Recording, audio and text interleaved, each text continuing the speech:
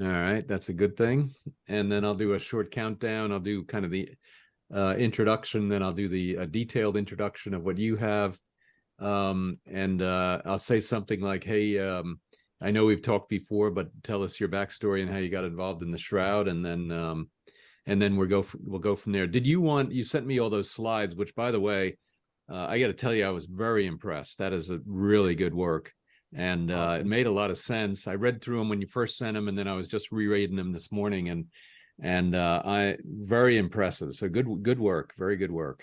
Oh, thank you. Yeah, I was kind of doubling up because I'm doing a similar presentation, but less detailed on the Reason and Theology show next week. So, but that I'm doing the history of the Shroud. I've got 20 minutes to cover all of the history of the Shroud and 20 minutes to science. Good luck So, with that. yeah, we'll see.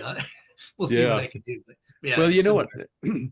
what? This is not for our not on our talk, but I one of the things I was thinking about, because I've got a talk coming up in New York in a couple of weeks, and I was thinking about what are the major events related to the Shroud. And so obviously, 33 AD or whatever your date is that you want to use. Then, maybe 1204, probably not. I mean, it's interesting. It's important, certainly. But, definitely the fire, the Chambéry fire. Yeah. And then maybe the Secundo Pia picture, and then Stirp, and then the radiocarbon dating disaster. So maybe those are the four events. And so I'm thinking about, when I do my thing, I'm going to talk about those four. So because you can't, I mean, how do you can't do it all, and especially not in 20 minutes. That's impossible. Exactly. Yeah, there's a lot of selection, but yeah, my main thing, you've kind of seen my strategy. It's kind of give an overview, like, okay, like here are the main categories. Then I'm gonna pick two or three Yeah. of the main ones and just kind of go over that. But otherwise, yeah, for me, covering the evidence is it's just impossible when we've got Yeah. 18 Yeah. on one side and 3 or 4 on the other. So Yeah. yeah. Yeah. Well, and the history, 2000 years of history is, there's a lot, and you can peel back layers and layers and layers of detail on any of those individual events. And, Yeah. so it's kind of tough. So One thing that helps is I've only really got 1,000 years to worry about because I never focus on once we get to the 1350s. I'm like, well, that's uncontroversial. So I just let I never get into that part. So that's interesting on my end. It's always the controversial aspect that I focus on. But you're right. There's an entire 1,000 years of Shroud history that I didn't even touch. So yeah, exactly. And then, you're right, then that's the controversial part, because nobody knows. And the further you go back, I mean, I always use the analogy, I don't remember what I had for dinner last night, so how is anybody supposed to know what happened 2000 years ago? exactly. Yeah. Yeah. It's yeah. Our memories are. Well, you know what? Funnily enough, I find when people get older, though, like my grandpa, he's 98, just turned 98 a few days ago, and he remembers stuff from the 1930s way better than he does like yesterday. So it's funny. Sometimes our memories of the distant past are clearer than I don't Yeah, know. yeah. Well, but I've also determined that the things that I remember from, let's say, 20 years ago, when I start talking about them, then my wife will go, "But guy, you didn't tell them this," or "No, no, no, I don't think that happened." So what we think we remember is as accurate, may actually not be that accurate. Who knows?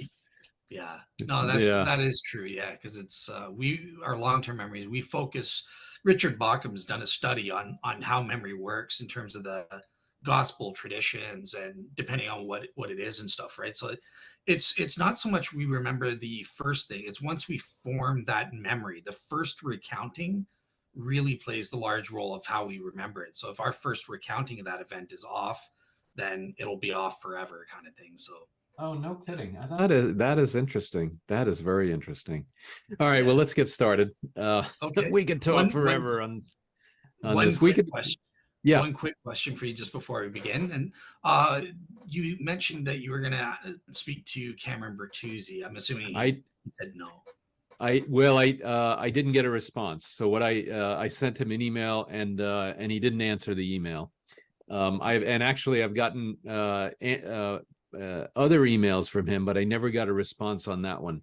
So I don't know what happened. I can try again maybe in a month or two or something like that. Or Well, that's okay. I don't want to yeah. bug him if he's not No, interested. it's weird. Who knows what's going on in their heads and stuff like that. For me, I mean, I answer everybody. I Same. want to meet with everybody. I want to talk to everybody, and Yeah. I even did an interview with somebody that I was like a little bit hesitant about, and so anyway, it is what it is. So Yeah. so I don't know. Yeah. So Yeah. Yeah. You've because got to I'm hear all the. Go yeah, ahead. and I'm trying to get with Nancy Grace on something as well, and most likely the non-answer means no. So Fair enough. Cool. even We though she's tried. a friend of mine and whatever, it is what it is. Yeah. Well, it's interesting. I'm looking forward to going over the show you did with the Mormon. Uh, it's a different perspective, so I haven't seen Yeah, that yet. So, yeah, yeah. yeah. With All right. Robert Starling, yeah, he was interesting, and he had a fascinating experience. But it's in the video. But he got over to Italy, and he was supposed to go there to take pictures, and that was the sole reason he was supposed to go. And then the customs, the Italian customs, confiscated his camera. Oh no! Oh no! Yeah, I remember they're strict in Egypt, Yeah, especially. yeah, So yeah. yeah, I know how that So goes. it was, he had to leave. He scrounged, but he survived. He made it. He did it. It is a funny story. So you'll get a kick out of it. Awesome. So if you got Yeah, anything like that, bring them on. there we go. Yeah, good stuff. Yeah, try to Yep, think of exactly. stories. Exactly. So all right. Well, so anyway, I'll do a countdown intro. I think you'll know it. And like I said, so ready? Ready. All right. So 3, 2, 1. Hi, I'm Guy Powell, and welcome to the next episode of the backstory on the Shroud of Turin. If you haven't already done so, please visit guypowell.com and sign up for more episodes. I am the author of the new book, The Only Witness, A History of the Shroud of Turin. It is a historical fiction tracing a possible yet plausible history of the Shroud over the last 2 millennia. Today, we're speaking with Dale Glover. He's a Shroud researcher and has a very interesting connection to the Shroud. So let me tell you a little bit about Dale. Dale is absolutely and sincerely interested in seeking religious truth. For years, he has studied to seek out the truth about God's existence, the existence and nature of the afterlife, and which religion might be true and or endorsed by God. In the end, he came to the conclusion that Christianity is the religion that God wants him to follow and believe. He hopes to help other real seekers in their journey to finding the same truth that he did. And his blog and podcast is also called Real Seekers. So, Dale, welcome, and so good to have you on. Awesome. Yeah, thanks for having me on again, Guy. I'm a little amazed because this is the second time you've kind of had the first round of putting up with me, but you were good enough to have me on again. So there you go. I'm I back. know what was wrong with it. It must have been a weak moment or something like that. Yeah.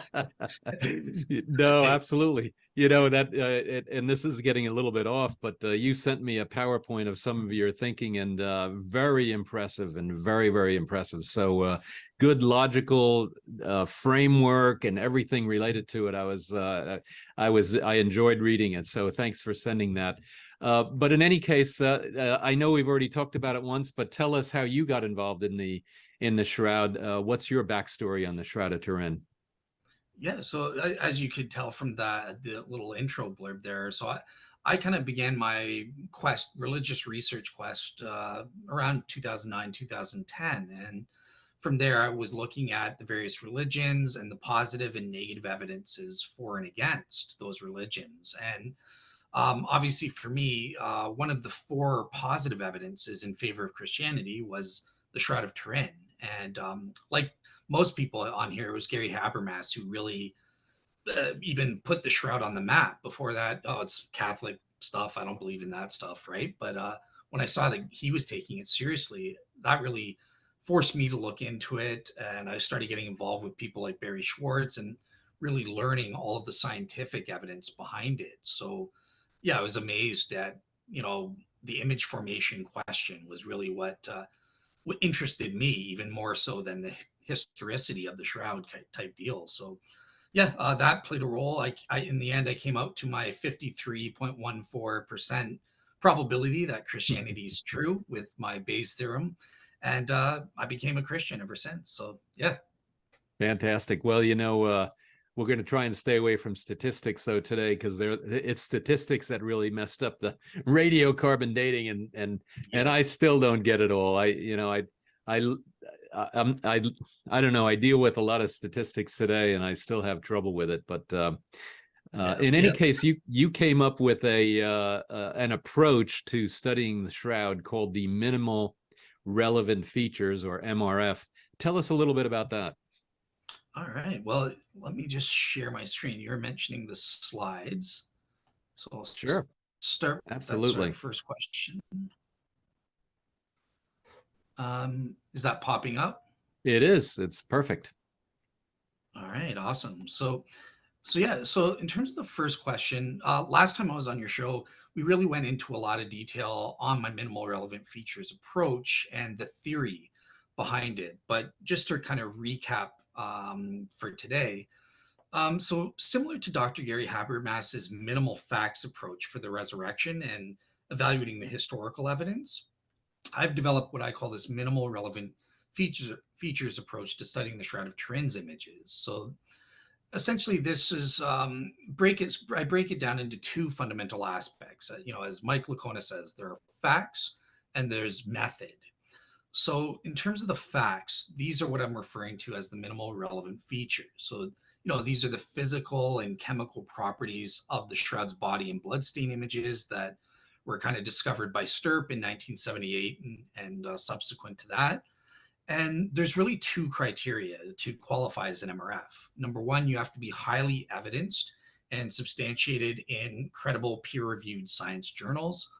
And secondly, at least 2/3 of informed experts, whether I don't care about your worldview, doesn't matter whether you're a skeptic or pro Shroud. If you're an informed expert, about 2/3 of the experts accept this as a fact. If you fit these two criteria, then I call you a minimal relevant feature. In terms of the methodology aspect, so this is where I'm looking at, okay, well, how do we explain those facts? What is the image forming mechanism? And in order to evaluate the mechanisms, this is where I employ an inference to the best explanation. So I assess them, in terms of plausibility. So this just refers to, is the image forming mechanism consistent with our background knowledge, what we know outside of Shroud studies and how physical mechanisms work, or whatever mechanism we're looking at. Also, is it unique or not?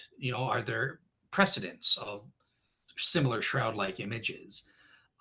In terms of explanatory scope and explanatory powers, so that's where explanatory scope is where we're looking at the quantity. How many of the minimal relevant features can the painting hypothesis explain or account for versus radiation hypotheses, whatever it is?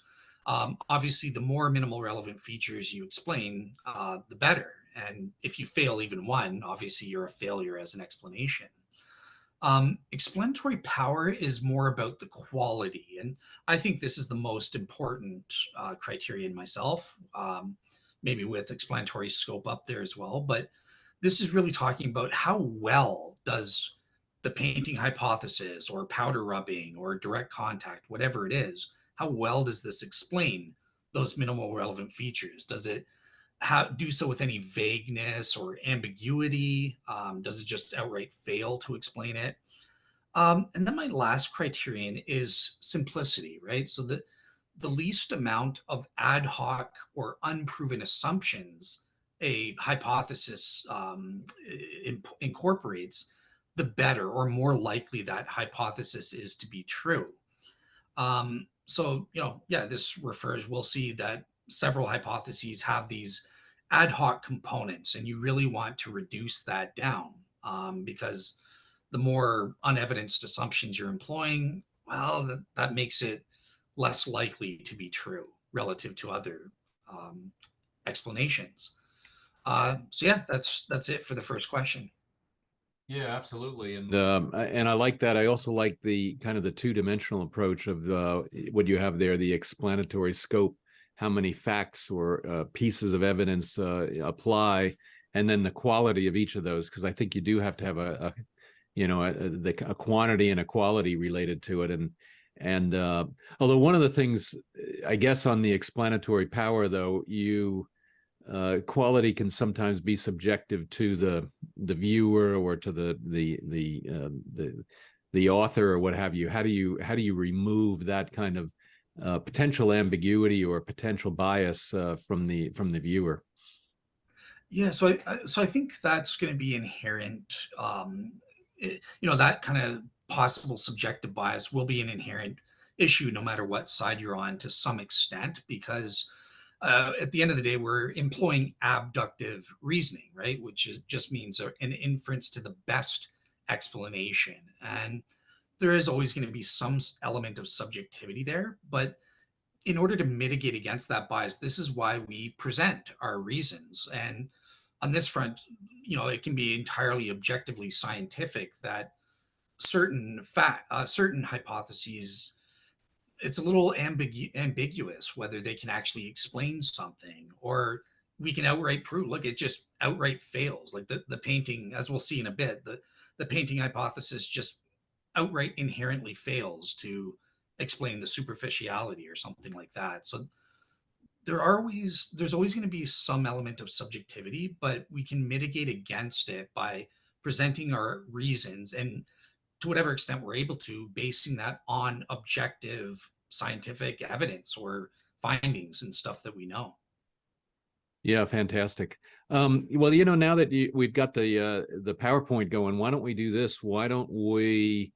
There's about 6 or 8 different methodologies, well, not methodologies, but hypotheses that you've got, and maybe let's just pick out maybe 2 or 3. Why don't we talk about the painting one, because that's the one that a lot of people kind of ascribe to and say, no, no, no, it's just painted.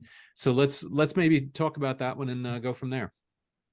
Okay. All right. Cool. So, the first thing to establish when we're evaluating the painting hypothesis is we have to, again, what are those facts? What are these minimal relevant features? And I've got my own kind of Excel file, but I'll just list a few of them here.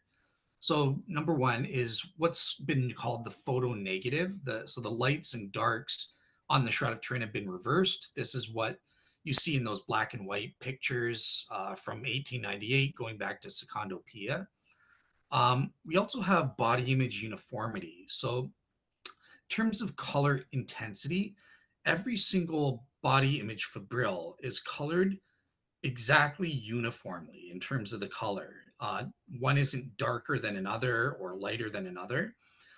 What creates the lights and darks is based on the concentration of colored fibrils.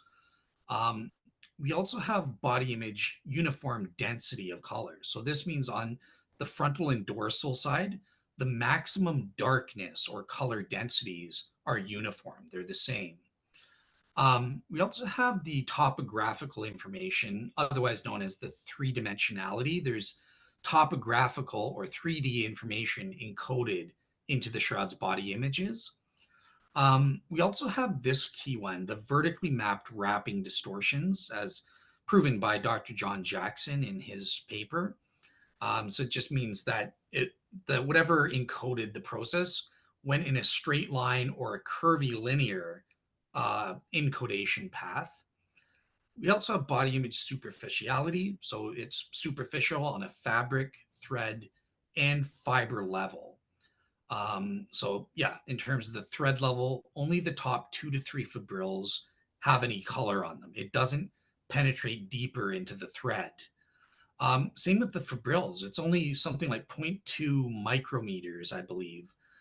So it's only on that primary cell wall of an individual fibril. And remember, these fibrils have the thickness of a human hair. Um, Additionally, this is going to be relevant for the painting. There's no capillary flow or action evident, and the body images haven't reached the saturation point.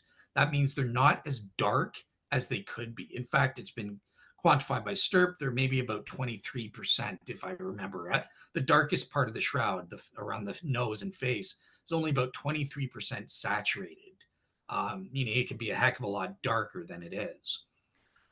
There's no body sides, but there are continuous body images, including in areas that wouldn't be touching a naturally draped cloth.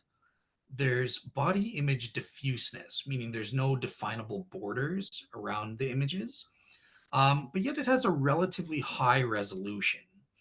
Um, Eighth, there's no brush strokes or directionality present. There's no evident layering. As you can imagine, that's relevant for painting, as we'll see. And it doesn't fluoresce under ultraviolet lights. In terms of the blood stains, so these are positive images, and these are not superficial. They penetrate all the way to the back of the cloth.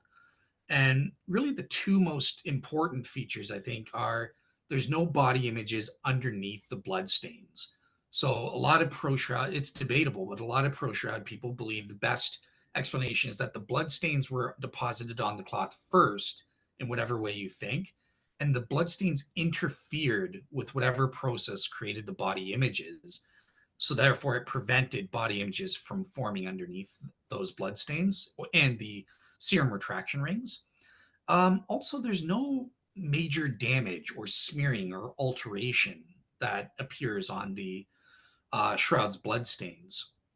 And finally, no paint or pigments, dyes, dry powder, photosensitizers, or sufficient decomposition liquids have been found on the shroud. Okay, so you were asking in terms of the image forming hypotheses, there are three major categories, right? So there's ordinary artistic mechanisms. This is where the painting hypothesis falls in. These require some kind of artistic in design of some sort, a human artist to create the images in some way. There are also ordinary naturalistic mechanisms. These are just involve a dead corpse being put in the shroud, and then the laws of nature take over in one way or the other and create the images. And then finally, we have the third category, the extraordinary or supernatural mechanisms. And this is where God is essentially the intelligent designer, and he created the images using these extraordinary mechanisms. And you can see I've done sort of a chart, just kind of see the traditional painting under the ordinary artistic mechanisms. You also have powder rubbing, scorch, protophoto, all of these types underneath the various categories. But let's, to your question, Guy, let's look at the traditional painting hypothesis then. So, okay, so this was a hypothesis by famous shroud skeptic, Walter Macroni, as I call him. And basically, traditional painting was the first shroud skeptical hypothesis that tried to explain the shroud images. It started way back with Bishop Pierre Darcy in 1389. And Walter Macrone came along after 1978, and he basically obtained some of the shroud samples that were given to him. And he kind of used his methodology, polarized light microscopy. And what he did is he said he saw that the body images were composed of iron oxide, and therefore they must have been made of some kind of iron oxide or red ochre pigment as a tempera paint. And therefore he concluded, well, yeah, the shroud's a medieval painting. Someone literally painted using this red ochre or iron oxide pigment the shroud's body and bloodstain images. And he further claimed to find vermilion pigment on a single blood sample and concluded, well, maybe the bloodstains must have been touched up with this red vermilion pigment as well. So it's important to note Macrone only published his results in the journal Microscope, with one exception. But yeah, the vast majority of his papers were published in the paper that the journal he was the editor of. So this is not proper peer review in science. So that's a major thing. Whereas Stirp, we've got 26 papers in some of the world's most prestigious journals, Applied Optics, Canadian Journal of Forensics, stuff like that, has nothing to do with the STIRP team. These are just secular, unattached, peer-reviewed papers. Okay, so Yeah, how do and we assess? Go ahead. one of the things that I think is kind of interesting with the Macron, with finding iron oxide on there, and then also finding the vermilion, and just to kind of highlight where do you think those came from, or what do you think happened there? Yes. So in terms of the, I'm getting to that, but yeah, I'll say it now. So Okay, yeah, no, it's fair. Sorry, fair enough. Go ahead. no, no problem. Okay, cool. So, I'll just answer it now. So very quickly, like the iron on the shroud, Walter Macron claimed that this was exclusively in the body images and bloodstain images and not on the cloth. But as we'll find out, Stirp thoroughly tested this, and Macron was unaware at the time that X-ray fluorescence studies had proved conclusively that yes, there was this iron on the shroud, but it was uniform along with calcium and strontium in both non-image and image areas. So this iron, it's been scientifically proven, to my mind, beyond all reasonable doubt, had nothing to do with paint or pigments. Instead, it was a result of the retting process, where you put the flax plants in the pond or a river or something like that, and it absorbs these things through the retting process there. Mm, Um, in terms of the vermilion pigment, so this is non-natural. The only way to explain this is to say, yep, there is vermilion paint on it. But again, he only found it on one single sample, sample 3CB. And, from that, he concluded that, well, all of the blood stains must have been made of vermilion pigment or touched up with this, despite the fact that Stirp studied all of the blood stains all over the place with spectral and microchemical processes. There's not a drop of vermilion pigment in any other of the Shroud samples. So it's obvious that this is just contamination. And mm, it's funny, Mark Antonacci, I'm going to steal your joke here, but to say that because Macron found one sample of vermilion on a single sample of the Shroud's blood, and then conclude that all the blood stains are a thing made of vermilion, that's like saying, well, we found an insect's legs on the Shroud too as contamination, but no, I guess you must believe the Shroud's body images are composed of insect parts. That's the equivalent type of illogical. yeah, Um, yeah, exactly. Well, yeah, exactly. And one of the things too that as I've been studying the Shroud, is the Shroud is what's called a primary relic. And so then there were a lot of copies made, and painted copies, and whatever the method was to make the copy. And then those copies were physically laid on top of the Shroud so that they would become what's called a secondary relic, and that would make them more valuable. And then if you were a friend or another royal person to the Duke of Savoy or whatever, then he could say, well, we laid the cloth on your painting on top of this, and then gave it to you because we wanted it to have the most the religious significance as possible. And so it's possible then, if that's the case, that the vermilion was transferred from one of these paintings as it was being laid on top of the cloth. And it's interesting to think about what other sources might be for some of these these contaminations, and that might be one of them. Yeah, absolutely. Barry was famous. He's even got a photo of one of these instances where a painting is being laid down on the Shroud to, sanctify it or whatever they do, turn it into a second order relic and that sort of thing. So, yeah, look, there were lots of contaminants found. Like I said, insect parts. There was a modern felt tip pen mark found. There, all sorts. I think it was about 27 contaminants in total were discovered. So yeah, it's easy to see that contamination is the most probable Mm, explanation for it. yeah, yeah, and And especially over you think about the cloth had been handled over 2,000 years, had been touched, has been displayed, had been used as a model, had been made to transfer its secondary relic or primary relic status, all and anything, including then, of course, there would be some, bugs that might have gotten in or might have even been mold. There's water stains. There are so many different contaminants that could be there that it makes a lot of sense that that a vermilion could also be a contaminant. Of course, yeah, and they found other contaminants, and again, everyone admits that they have nothing to do with how the shroud was made. So it's just you need to have consistent reasoning here Mm. and engage in a little critical thinking. And As that's you what can I see, like about what you've done here in your analysis. I'm really, like I said, I'm really impressed with what you've got here. So let me let you get back to to the story here.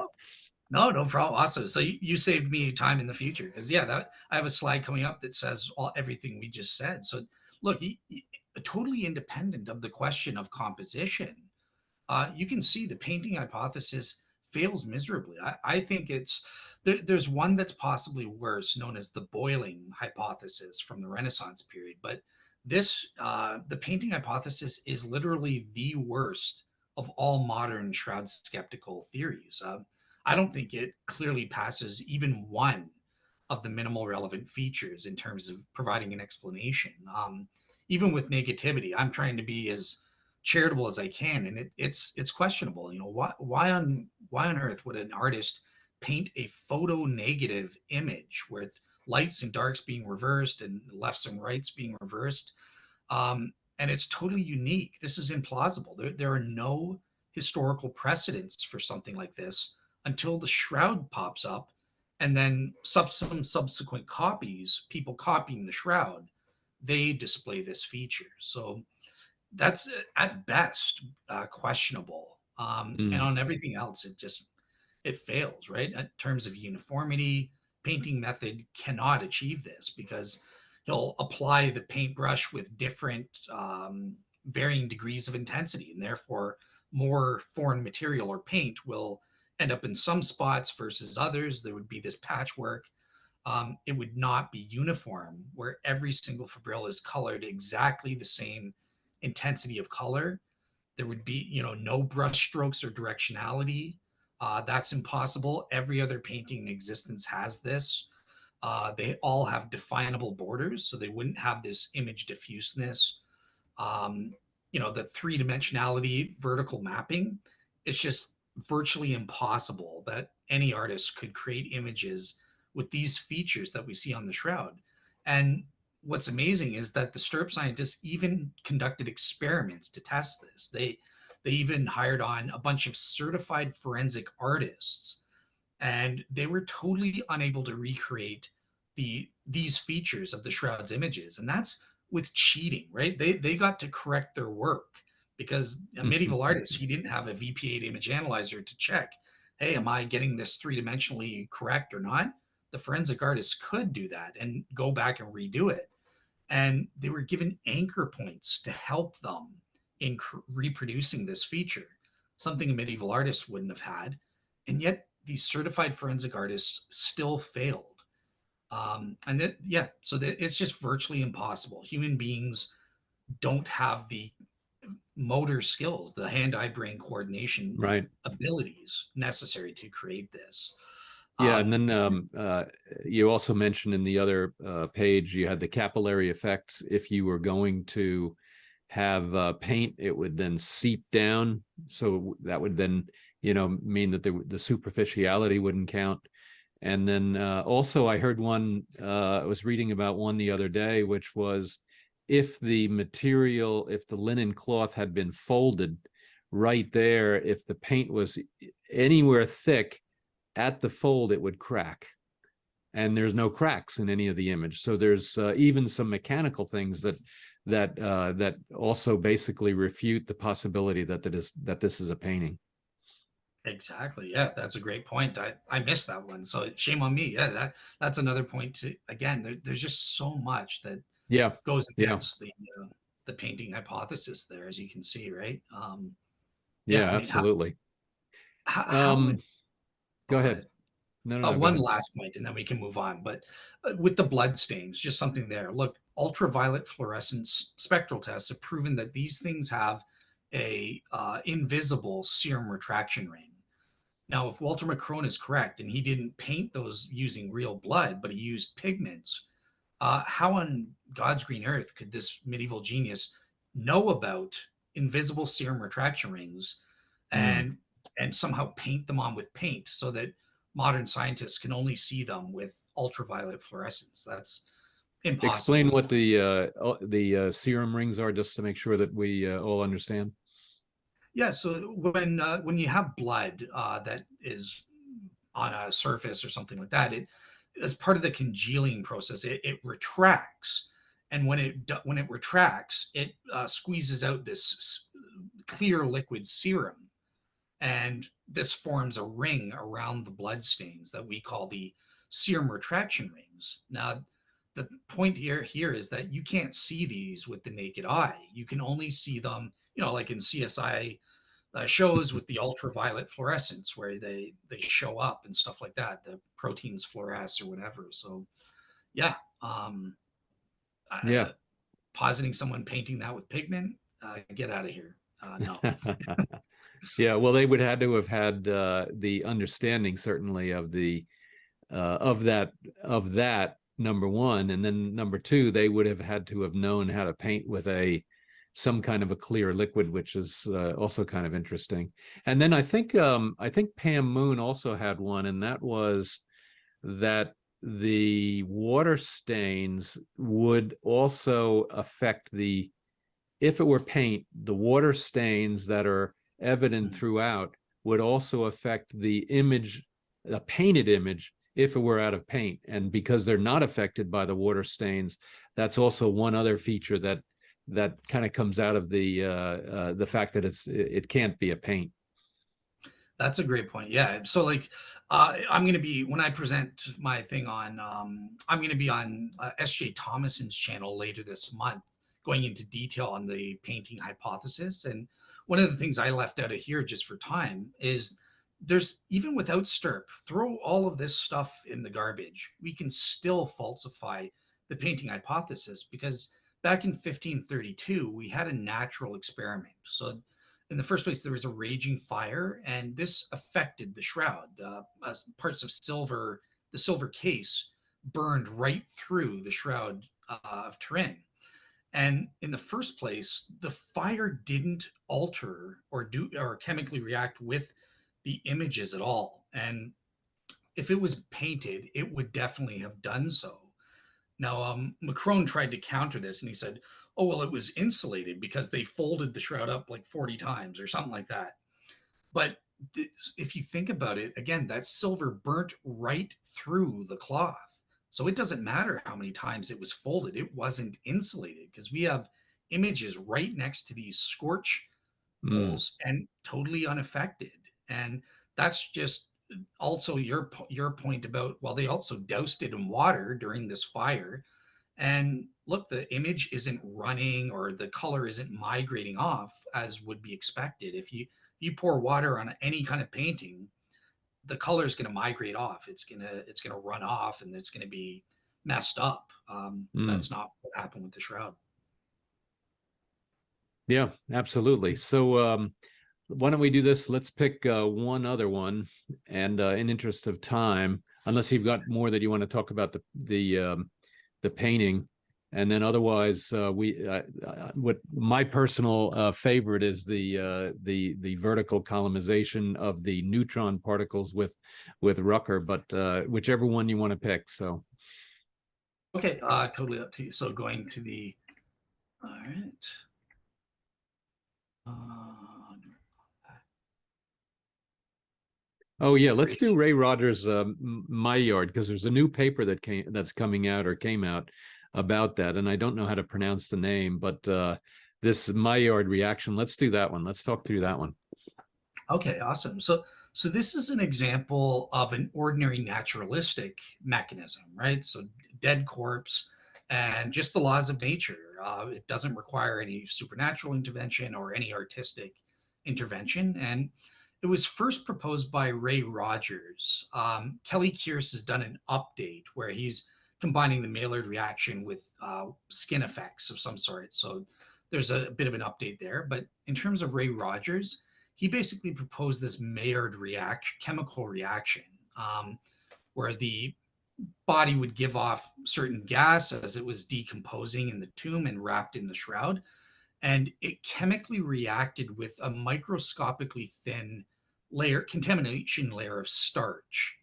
So, in other words, what is the color on the shroud? It's a caramelization, like caramels, the candy, that thing. That's what the shroud color is that we see, and that was basically a byproduct. That's what produced the body images as the body decayed in the tomb. And Rogers, again, he's a pro Shroud. He was the official STIRP chemist there, and he demonstrated in his own experiments with small samples of linen that the Maillard reaction did indeed create this yellow-brown coloring that we seem to see with the Shroud of Turin. It's also important to note that there were found starch impurities. Some starch impurities were found during the STIRP investigation. So that's kind of supportive evidence for his theory here. So just to assess it, in terms of negativity, green check mark, it does create this minimal relevant feature. In terms of the body image uniformity, I assigned a questionable status because if you think about it again, remember it involves a corpse lying down covered by the shroud. And because of that, there is a questionable element about the maximal uniform densities. Just by sheer the force of gravity, we would expect the dorsal image to be darker than the frontal image because that's the force of gravity operating upon the body and forcing it closer to the cloth and that sort of thing. So I don't think it would be able to account for uniform density. It's questionable. In terms of the three dimensionality and vertical mapping, this Sorry, assignment. let me interrupt you. That's interesting. I was always thinking of uniformity in the lateral direction, not in the vertical direction. So what you're saying is that you would expect with the Maillard reaction that there would be a darker intensity on the bottom on the dorsal image than there would be on the frontal. Yeah, thank you for that. That's very fascinating. Yeah, no problem. Yeah, that's kind of the Achilles heel for all natural gas diffusion or direct contact theses in terms of uniformity. So yeah, and it totally fails on the 3D and vertical mapping, and it's impossible. These gas models would not convey topographical information just inherently. They don't do that, right? And in terms of the vertical mapping, I mean, you heard in if I don't know if your audience is familiar, but I did a debate with an atheist called the Great Shroud Debate, and one of the major things about the objections to the shroud wrapping a body is that, well, there would be um, gases diffuse in all directions equally.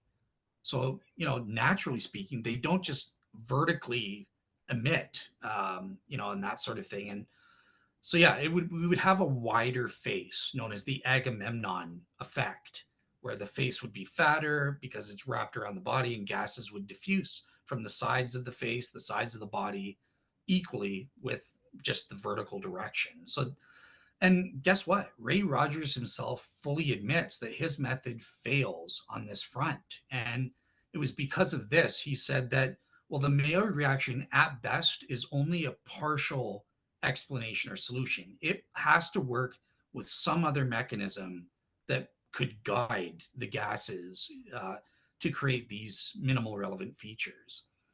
In terms of superficiality, yes, this gets a green check mark because if it's true that there was a microthin superficial starch contamination layer, well, then the chemical reaction would only take place where that starch layer was. So yeah, he gets a green check mark there. In terms of the plausibility, the Maillard reaction that Rogers proposed would not take place unless the body's temperature was between 38 to 40 degrees Celsius. But that's implausible because by the time the body would have been wrapped in the shroud, taken from the cross, wrapped in the shroud, placed in the tomb, presumably washed as well, it would really be unlikely that the body would have maintained that high of a temperature. So this makes Ray Rogers' theory implausible on that background knowledge. In terms of explanatory scope and power, we already saw it fails outright to explain the three dimensionality and the vertically mapped wrapping distortions. And in terms of the simplicity, there is an ad hoc element in that, look, all that was found by Stirp were certain starch impurities. But Ray Rogers is assuming, without any proof or evidence, that, oh, well, that proves there was this micro thin superficial starch layer over the entirety of the shroud cloth. That's totally unproven.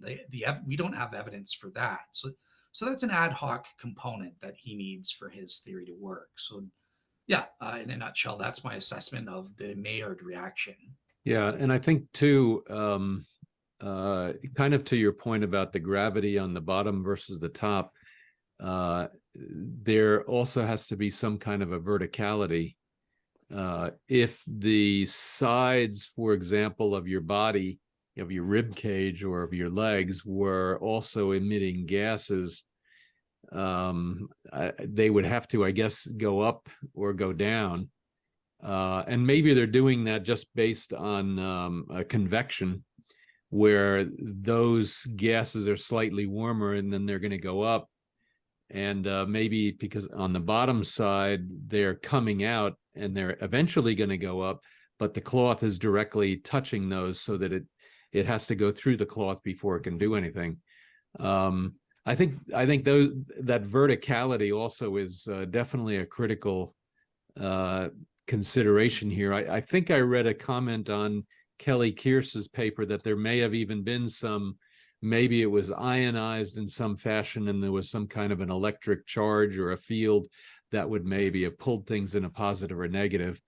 But I've seen some of the images, I think, and Ray Rogers actually did them and they've been repeated, where you actually can get a reasonably good image of a face using this reaction. And so I was a little bit surprised about that it was able to actually generate an image on a cloth, and one that actually looks like a facial image. And that's all they did, but it actually, I was a little surprised at how well it came out. Yeah, so in terms of the vertical stuff, I have two things to say, right? So one thing that I neglected to mention is that, and Barry's probably going to be saying, "What's wrong with you, Dale?" Is Ray Rogers postulated that perhaps it wasn't wrapped around, mitigating against this wraparound effect problem, because maybe there were spice bundles in solid form, and this propped up the cloth away from the sides of the body. So that, again, I'm still going to say it's going to fail because it's not going to be precisely only the body sides, but it does help mitigate some of that problem away if true. The second thing, in terms of the electrostatic mechanism, so this is an example of Barry Schwartz, for example, for a time liked Dan Spicer and E.T. Totten's electric charge separation mechanism. So this is where they kind of posited an vertically collimated electrical field that helped guide the gas and create, you know, better, highly resolved images and that sort of thing. So that is another option, but I would just say that I've evaluated that myself, and even those electrostatic mechanisms fail to account for all the minimal relevant features.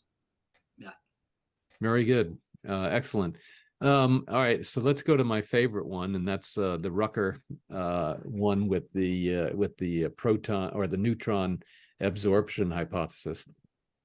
Awesome. So this is one that I personally like, and this is an example of an extraordinary or supernatural mechanism where God is the one who's creating the images, and it uses charged particle radiation. So Bob Rucker's version is called the vertically collimated radiation burst hypothesis.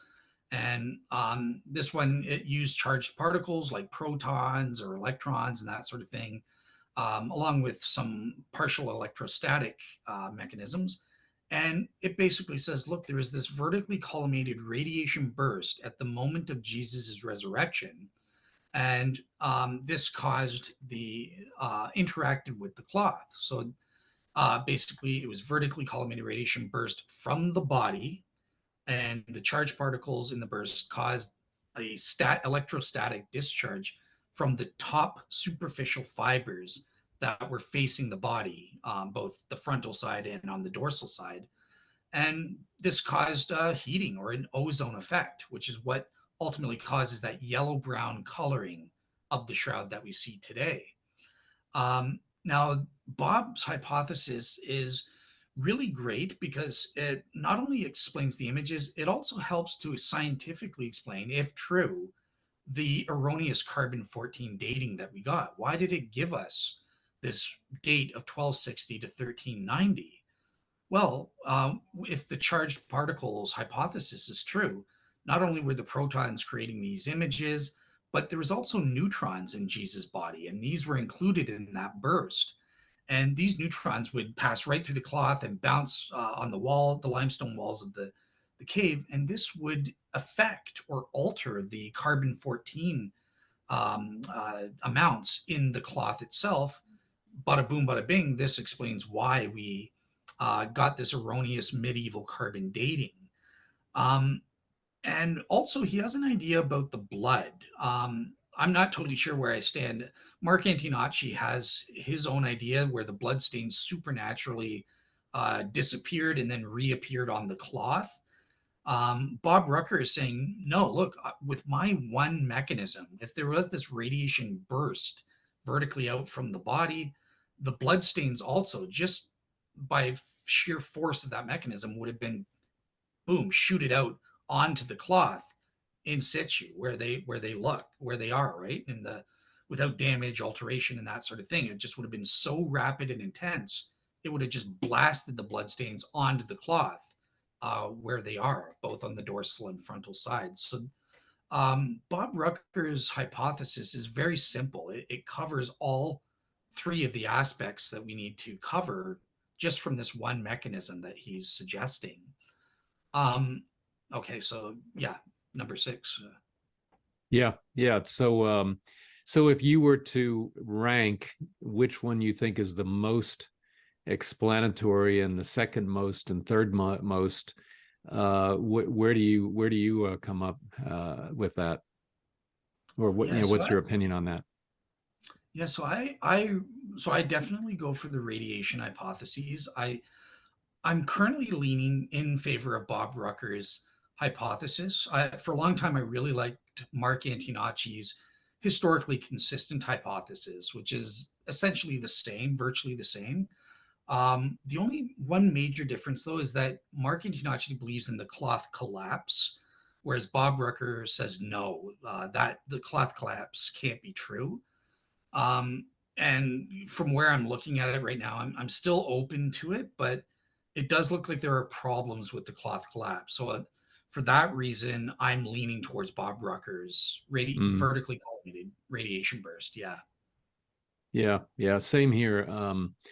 Although I always have trouble with the edges of the body, and in particular, if the body is, and I use the Star Trek analogy, and is how does the mechanism determine the edge of the body?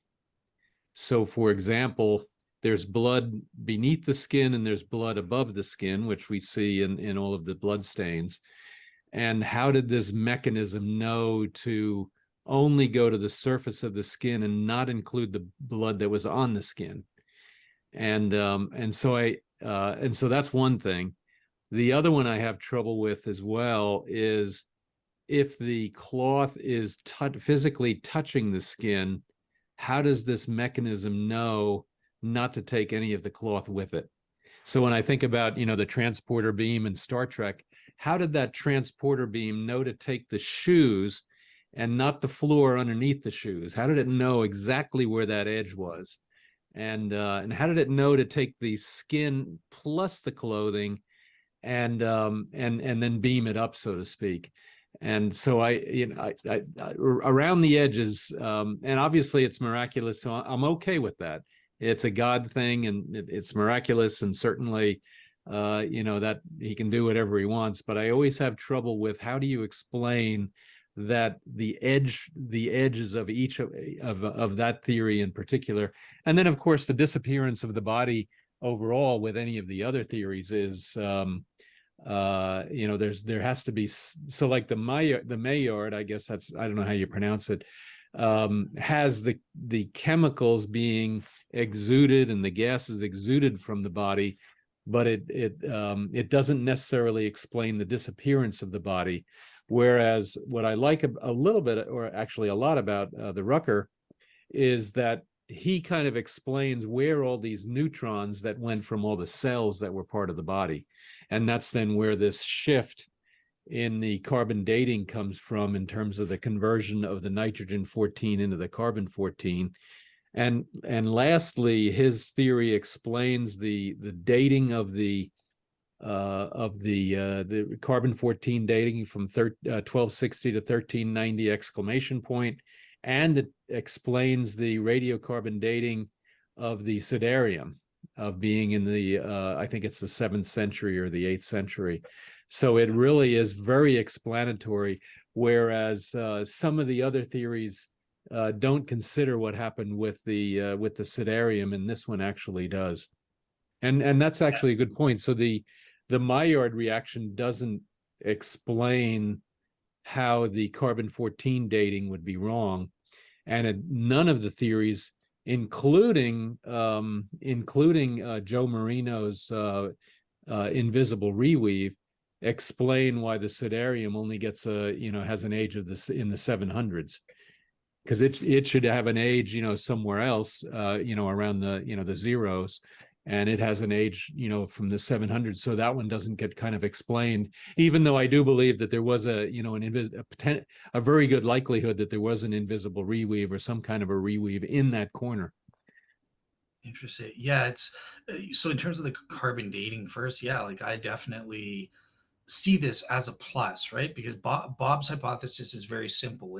It has a very wide explanatory scope with less ad hoc assumptions, whereas someone like Joe Marino or Ray Rogers, if you're going for a Maillard reaction or something like that, so the Maillard reaction, as we saw, in and of itself is inadequate. You have to postulate some other secondary natural guiding mechanism, such as the one Kelly Kearse or Dan Spicer offer. Plus, you also have to explain these carbon dating. So, plus you have an invisible reweave. So it's not as simple as Bob Rucker's. It doesn't explain the same amount of data with the least amount. So that's a possible consideration that you need to consider there. One interesting thing, yeah, like in terms of I just wanted to ask you, like, what are your thoughts? Because some people have said, I haven't looked too much into this, but some people have said some of the blood stains have actually been encoded in the same way as body images or something to that effect.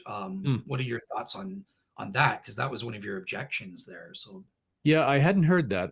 So maybe let me make sure I understand. You're saying that a blood stain actually has some image on it? no, it was encoded in the same way as one of the body images. This was in a paper from John Jackson, but again, I haven't looked into it in hardcore kind of thing. But yeah. Yeah, sorry, I haven't looked at that either. I'll definitely take a look at that because I have no answer there, so I can't help you there. Yeah. No problem. Just wanted to see if that would make a Yeah, difference. no, I appreciate it. Well, so we've got only a couple of minutes. Let's see if we can wrap this up. And so any further thoughts or any other things that you want to bring up? Just in general, yeah. So I think just to get out of here, so I think that when it comes to image formation, the most important thing, just stop sharing the screen there, is look, we have to have a systematic way of approaching this question. So look, break it up into those, as Mike Lacona says, you have facts and method, right? So how do we determine what the facts are that we can use to make a powerful, strong case? I think the minimal relevant features is a great way to go about it, and to gain consensus even from Shroud skeptics who will say, yeah, that's a fact. And then in terms of method, we need that systematic way. And I employ the best explanation criteria to make an abductive inference. And I think that's a great way of approaching the various image forming hypotheses and seeing how they relate to each other, which one's better than the other. So yeah.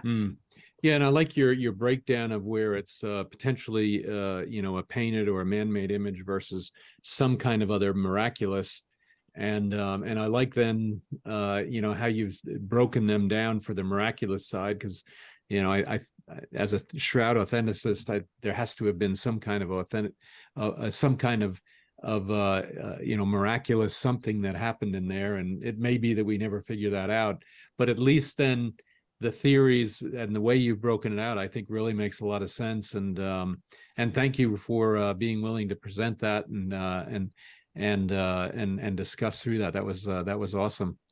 In any case, so thank you so much. I've got to break off here, but thank you so much. Very fascinating. And so where can my audience reach you and learn more about you and some of your materials? Yeah. So my blog, I'll have my PowerPoints on the blog. It's realseekerministries.wordpress.com. Otherwise, you can find me on Rumble or YouTube. Just type in Real Seekers, plural, with an S at the end, and you'll see my stuff all over the place. So yeah. Fantastic. So Real Seekers Ministries.wordpress.com. So real, it's stupid. Real Seeker Singular Ministries.wordpress.com, but on YouTube it's plural, Real Seekers. Okay, so. Yeah. It's funny how you got to figure that stuff out. But yes, thank you. So we have that link, and we'll definitely put it into our show notes. Dale, thank you so much. And then to the audience, certainly, if you want to reach out to Dale, please do so. And there's some really good stuff. And what I like about it is the logical organization of it, and then the dissemination of the different facts about it. And that's something that really, I think, makes a big difference. So otherwise, please stay tuned for many other videos in this series of the backstory on the Shroud of Turin. And please visit GuyPowell.com and sign up for more of these episodes. Dale, thank you so much. No problem. Thank you, Guy. Always a pleasure. So.